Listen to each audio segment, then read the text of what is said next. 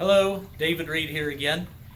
In one of my earlier videos, I showed a water tube pressure regulator, a way you could make a pressure regulator out of nothing but a bucket of water and a hose. I'm going to explain that a little more in depth today. What I've got here is nothing but a tube that I've filled with water. I put a little blue food coloring in it so you could see it a little easier.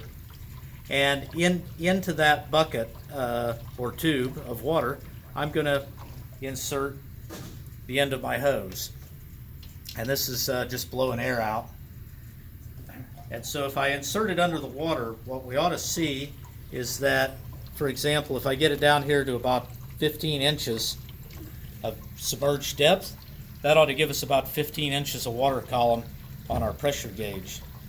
And we'll do a couple of points just to show you how accurate this can be. So we move it down here, we should be somewhere around 28 inches of water. And you can see on the gauge pretty darn close to 28 inches of water. We'll try it on the high side here. This should be like about 9 inches right there. And we're at 8.8, 8.7. So pretty accurate. Again, this is a way, if you've just got a bucket of water and a piece of tubing, you can build a pressure regulator. I want to show one little trick.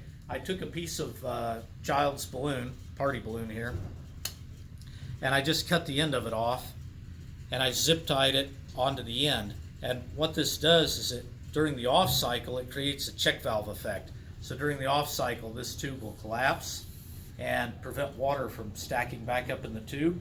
I found that water stacking up into the tube, you had to overcome that. You had to expel all that water back out before the regulator started regulating again. And I'm going to show that here real quick. We'll zoom in. I'm going to turn the airflow off, and we're going to see that check action. You can see how that balloon collapses. And that check valve action prevents the tube from backfilling with water during the off cycle.